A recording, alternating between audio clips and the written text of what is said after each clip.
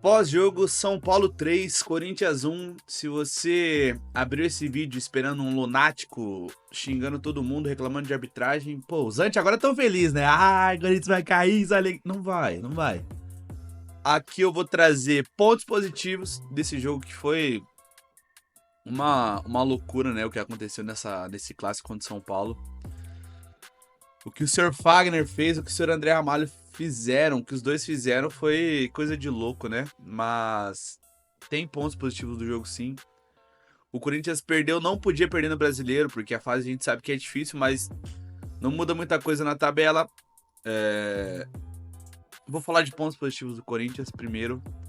O que eu percebi, o Corinthians tá num caminho muito bom. E não é à toa, não é sorte que o Corinthians ganhou esses últimos jogos que ganhou, da forma que ganhou. O Corinthians tem um método de jogo e estava aplicando esse método de jogo contra o São Paulo no jogo de hoje. Até aconteceu o pênalti e a expulsão do Fagner. E isso mudou totalmente o jogo. Principalmente por conta da expulsão, nem tanto pelo pênalti. Que São Paulo abre 1-0 e o Corinthians volta para o segundo tempo.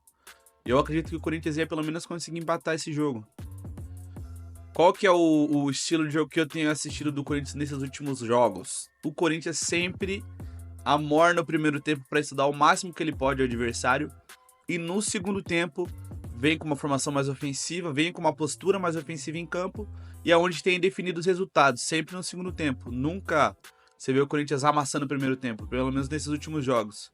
E tem dado certo, essa formação do Ramon Dias, ela é mais defensiva, então acredito que seja proposital para o Corinthians estudar o adversário no primeiro tempo e vir com uma estratégia mais ofensiva para o segundo tempo. Falando de Ramon Dias, para mim ele errou ao tirar o Garro para colocar o Depay. Não que fosse mudar o jogo, porque logo em sequência o André Ramalho foi expulso, mas o Garro estava incendiando o jogo junto com o Coronado. Inclusive essa dupla, eu acredito que se for fazer alguma mudança no time daqui para frente, teria que ser esse meio de campo, colocar Garro e Coronado no time titular junto, jogando o tempo inteiro. Porque o que eles fizeram ali depois da entrada do Coronado é loucura, pô. Eles incendiaram o jogo. Foi por pouco tempo, né? Porque o Garro acabou saindo pra entrada do Depay. Pra mim, que tinha que ter saído era o Romero. Mas enfim, rapaziada.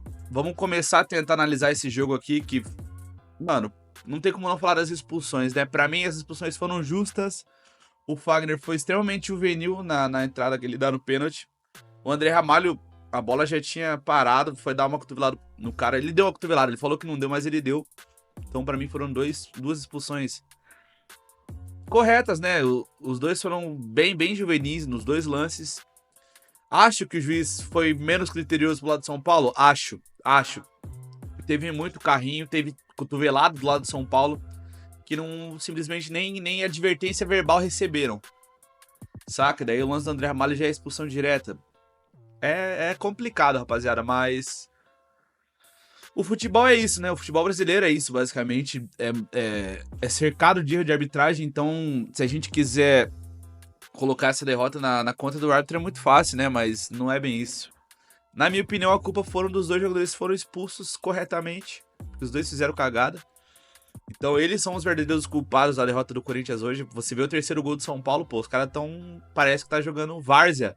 Quando o teu time inteiro corre pra atacar e só dois volta pra marcar, e tava 5-2, tá ligado? Mas não tinha o que fazer ali, né? Eram 9 jogadores contra 11. Então, tipo, tava num ponto muito difícil, mano. E... A arbitragem pra mim foi fraca. Eu achei a arbitragem fraca nesse jogo em todos os aspectos. Apesar de eu concordar com a expulsão dos dois jogadores, eu acho uma arbitragem porca. Mas a gente não tá aqui falar de arbitragem. A minha análise pré-jogo era de que o Corinthians era mais time que o São Paulo, que o Corinthians ia neutralizar o São Paulo defensivamente e ia agredir, provavelmente no segundo tempo, ali fazendo até um 2-0, que era o meu palpite pra esse jogo. Assistindo o jogo que o Corinthians aplicou no 10-11 no segundo tempo, no comecinho do segundo tempo ali, 10-11, o Corinthians estava com um jogador a menos. E se equivaleu ao São Paulo, se igualou ao São Paulo, conseguiu agredir bastante o São Paulo nesse momento do jogo.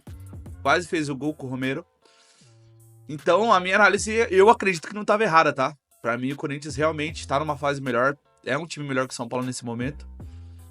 Pelo acaso dos acontecidos que rolaram durante o jogo, acabou perdendo. É normal, tá? Você A galera da mídia também, que provavelmente vai descer ali no Corinthians, vai falar que o time é uma bosta, que já caiu, igual estavam fazendo antes dessa sequência boa do Coringão.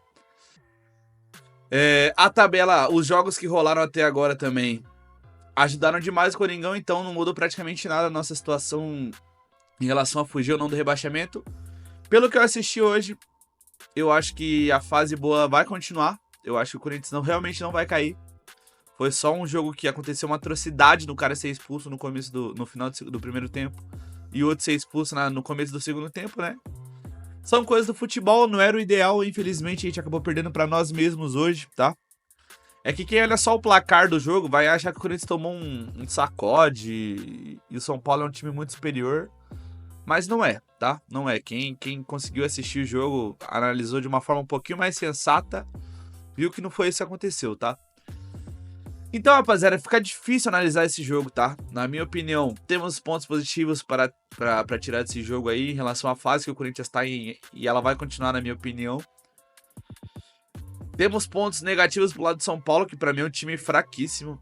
Fraquíssimo. Não sei como é que tá brigando lá em cima, sinceramente. E, mano, agora é se concentrar para as próximas partidas aí. O Coringão pega o Flamengo agora no meio de semana, né? Vamos ver aqui. Corinthians pega o Flamengo pela Copa do Brasil, Internacional na sequência, em casa. Jogo para recuperar confiança, para sair de vez dessa zona de rebaixamento. Então, se acalmem, torcedores. Se acalmem antes, que o Corinthians vai seguir o plano. Tá entendendo? O Corinthians tem um elenco bom, tá bem organizado, vai continuar bem organizado. Esse jogo foi um jogo à parte. Então pode ficar tranquilo que, apesar da derrota com placar um pouquinho mais extenso pro lado de São Paulo, não é nada preocupante.